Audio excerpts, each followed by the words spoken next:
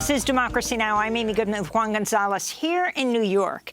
At a vigil Tuesday night, people mourn the 17 victims of a high-rise apartment building in the Bronx, the city's deadliest fire in decades.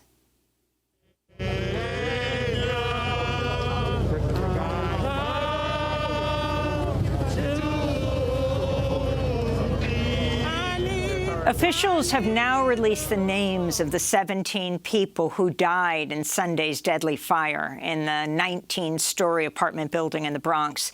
They range in age from 2 to 50 years old. Some came from the same families. All of them died from smoke inhalation. Many were immigrants from West Africa and part of the local Muslim community. A nearby mosque and the Gambian Youth Organization are gathering support for families of the dead and the survivors. Investigators say Sunday's fire began when an electric space heater malfunctioned. The victims suffered from severe smoke inhalation after a pair of open doors allowed smoke to spread throughout the building. The building acted as a kind of chimney. City records show tenants of the Twin Parks Tower had complained about a lack of heat in the building and doors that didn't close automatically as required by law. The building did not have fire escapes or sprinklers, and many people were trapped in upper floors where self-closing doors were supposed to have blocked toxic smoke and flames from spreading. The new New York City Mayor, Eric Adams, spoke outside the Bronx building Monday. And if we take one message from this that Commissioner Nigro has mentioned several times, close the door. Close the door. That was embedded in my head as a child watching the commercials over and over again. We're going to double down on that message. My conversation with the Chancellor this morning, we're going to send out communications to all of our schools and state that we want our children to receive the same level of reinforcement. Muscle memory is everything.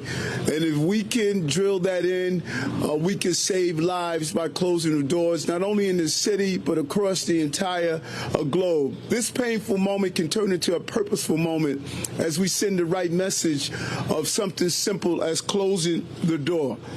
Housing activists say the real responsibility for saving lives lies with city agencies like Housing Preservation and Development, or HPD, that are charged with enforcing building safety codes. Democracy Now! Spoke with the director of CASA, that's Community Action for Safe Apartments, Pablo Estupiñán, on Tuesday. As an organizer in the Southwest Bronx for the last 8 years and working with thousands of tenants over countless buildings who have all experienced these issues, as well as not having heat or getting repairs, being harassed, living without gas, I have to say that I'm really shocked and astonished that the city leadership would blame tenants, that they would say that fire doors, closing the doors is enough and that people shouldn't have had space heaters. That kind of response neglects any responsibility or accountability on city agencies like HPD or the Department of Buildings, DOB, and their lack of code enforcement. So, our experience is that tenants will go in buildings living with these conditions or lack of heat for months, for years on end, and there's never any meaningful action taken by the city. The only time that the times that we are successful in getting landlords to change the conditions of their buildings often comes through legal action, through tenants organizing together and filing joint group housing part cases in housing court to get repairs. And even after a judge's order, we have seen buildings where HPD will still refuse to come in and make repairs or hold the landlord accountable. That's CASA Director Pablo Estupiñán. The building where Sunday's fire took place is owned by an investment group whose co-founder, Rick Gropper, served on Mayor Eric Adams' transition team as a housing advisor. For more, we're joined by reporter Claudia Irizarry Aponte, who covers the Bronx for the New York-based outlet The City and has been closely following that story. Her latest article's headline, "Self-Closing Door Law Failed to Save Bronx Fire Victims and Deadly Bronx Blaze Prompts Scrutiny of Open Door That Spread Smoke." We welcome you to Democracy Now! And by the way, congratulations on the announcement that you've just received the Ida B. Wells Award, honoring exceptional coverage of communities of color from the Newswomen's Club of New York. And I think think that goes directly to your superb reporting on this issue. We hear the mayor and the governor, we hear them talking about the space heater. Well, why was it so cold that space heaters were needed? And tenants leaving open doors. They're supposed to be automatically closing. Is that not right, Claudia? Talk about what you found. That's right, Amy and Juan. Good morning, and thank you for having me. So there are two things that may have contributed to the fire. Of course, there's the issue of the malfunctioning space heater and the fact that the door of the apartment where the fire originated on the 3rd and 2nd floor duplex apartment did not close properly, allowing for the smoke to spread more quickly. But of course, that begs the question of why these tenants were using a space heater in the first place and why the building was not warm enough. Certainly from the tenants that I have spoken with, I've been on the site every day since Sunday. That is a top question on these tenants' minds. You know, I have heard from tenants who say that, I have heard from multiple tenants who say that they also use space heaters because they did not find that their apartments were warm enough, that they claim that their windows were not insulated, and on very cold days, they would actually get frost on the interior part of their windows. Of course, this is not an old building by New York City infrastructure standards. It's about 50 years old. It was built in the 1970s, in fact, as a model of affordable housing in the city, receiving federal and state funds to subsidize housing. But certainly in a lot of these buildings, you know, tenants are not able to control the temperature in their own apartments. They don't have thermostats. That is all up to the building management. And for a lot of these tenants, many of whom are seniors, children, multi-generational families living within the same household, you know, they had to resort to using ovens to stay warm. They had to resort to using space heaters to stay warm.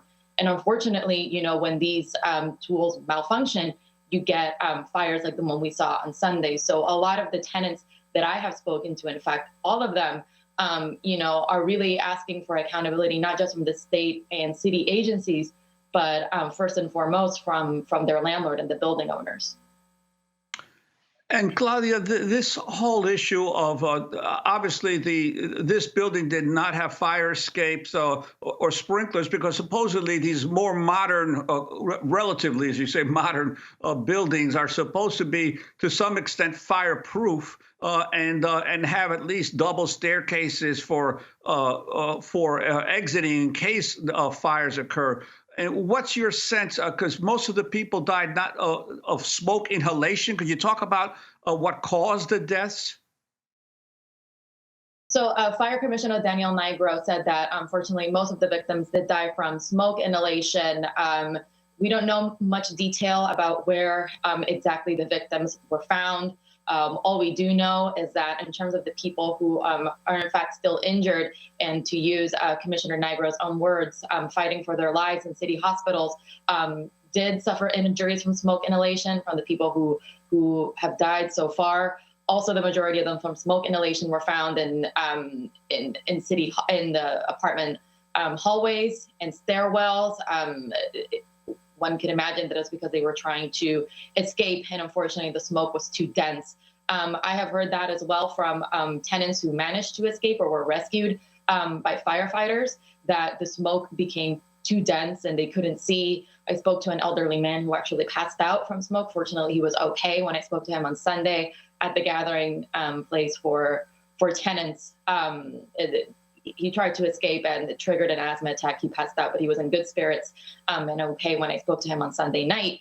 And of course, so the building does not have the fire escapes that you generally see like in brownstones or like 5-story buildings across New York that run on the outside of the building. Fire officials did say that there are stairwells, interior stairwells for tenants to escape from in case of emergency. But, you know, the issue is that, you know, since the door of the apartment that was on fire did not close properly as required by law, that allowed the smoke to spread quickly and create, as Amy said, this like chimney effect throughout that entire area of the building, all the way to the top floor, the 19th floor. And unfortunately, that caused a lot of the injury and death that we saw with this fire. And what can you tell us about the owner, this Rick Roper, and how many buildings does he or his investment group own across the city? And has he made public statements as well? So Camber Property Group, which is one of the co-owners of this building, and to keep in mind that there's a consortium of property managers and affordable housing providers that took ownership of this building about 2 years ago. This building also receives funding through the state Mitchell-Lama housing program, which subsidizes affordable apartments, as well as Section 8 housing, which is, of course, the federal housing program. And so Camber Property Group is a affordable housing provider in the city. They own or manage well over 100 buildings in New York. They're also have contracts for the public-private ownership or management program with NYCHA, New York City Public Housing, called the RAD program. They operate several public housing buildings in the Bronx and across the city through that program. And so Rip Gropper is the founder of Camber Property Group. He is also, as he mentioned, a part of Mayor Eric Adams' transitional team, advising him on housing. It is unclear, at least to this reporter, to the extent of like how he advised the mayor on housing, whether the mayor is still liaising with him or talking with him about that issue specifically. Obviously, they are in contact right now, responding to this fire. But it really does beg the question, especially when you hear the mayor in his public response speaking over and over again. I've heard a ton of tenants say that they've been actually quite disappointed with the mayor's messaging, speaking rightfully so about the importance of closing the door behind you and to be careful with the use of space heaters. But of course, many tenants feel, well, we wouldn't be using the space heaters if the building was warm enough. And, the door didn't close properly as required by law. Well, the city agencies and the landlord should have made sure that the doors closed properly. So certainly, a lot of frustration and anger from a lot of tenants, and certainly even some housing advocates and frankly, New Yorkers who have been responding to and reading about this issue. Claudia, in addition, some of the survivors were talking about how they didn't initially try to get out because so many times there were false alarms. They were used to these alarms going off on a regular basis. And that also takes us to Philadelphia, where 12 people died last Wednesday, including 9 children. In Philadelphia's deadliest fire in over a century, the blaze killing 3 adult sisters, 9 of their children, occurring in a row house owned by Philadelphia Housing Authority. Authorities now say 14 people were inside the building when the fire began, that none of the building's 4 smoke detectors went off when it started. Investigators believing the fire began when a 5-year-old accidentally lit a Christmas tree on fire. So this issue and the number of people now who lose their homes, what happens to them, especially as you have this latest development yesterday, protesters blocking the steps of the New York State Capitol in Albany, demanding Governor Kathy Hochul extend the eviction moratorium, which expires, ironically, on Friday. That's January 15th. January 15th is Dr. Martin Luther King's birthday. This is Tenants and Neighbors Executive Director Genesis Aquino. What I have learned over the years is that greedy landlords are willing to do anything to get their profit. They see tenants as disposable, so that's why they're willing to evict whenever they want without cost. And the main reason they do that is because they can get away with murder. That's what we saw this weekend in the Bronx with the fire. That's right. All the families that died due to negligence. The landlord couldn't just evict them, so he killed them. But we are here today putting our bodies on the line during this weather because we know we are not disposable. So the eviction moratorium ends on January 15th. The significance of this and what happens to these people. Right, that's absolutely right. Certainly, housing issues and tenants' rights are front of mind for New Yorkers right now, with both of these issues just happening at the same time. Well, as you said, there were activists yesterday at this Albany State Capitol, sitting in and fighting for the good cause eviction bill, which would, grant relief to some tenants when the eviction moratorium expires on the 15th. As far as the tenants in this Bronx building, they are in for a very long, painful road. ahead of them. Unfortunately, fires in New York are not at all uncommon, especially in communities like the Bronx. I have covered several other residential fires. From my experience, it has taken tenants up to a year to find stable permanent housing again, especially in the case of tenants like the ones at the Twin Parks building who have Section 8 vouchers and, of course, require placement in other Section 8 properties, which, as we know, are few and far between. As far as what's next in the short term for these tenants, their building owner, their landlord, is actually paying them to stay in hotels for the next 2 weeks. Several city agencies, housing advocates, and even some attorneys, some public defenders are helping them not only gather a case potentially against their landlord, but also helping them find housing and being placed in either Section 8 housing or any other affordable housing. In the interim, unfortunately, after the 2 weeks of them staying, the hotel expires. Those who do not have an apartment to stay in, whether by themselves or with their families, have been offered to stay in city homeless shelters, which of course has been very concerning for many of the tenants that I have spoken with. They're very scared of going to a homeless shelter with COVID cases on the rise across New York City. So again, they're in for a very long, painful road ahead of them. For their part, Congressman Richie Torres, a Democrat who represents the neighborhood, said that he is going to do everything in his power to make sure that those residents who have Section 8 vouchers are located in similar Section 8 housing as quickly as possible, as well as other city lawmakers have made the same promise.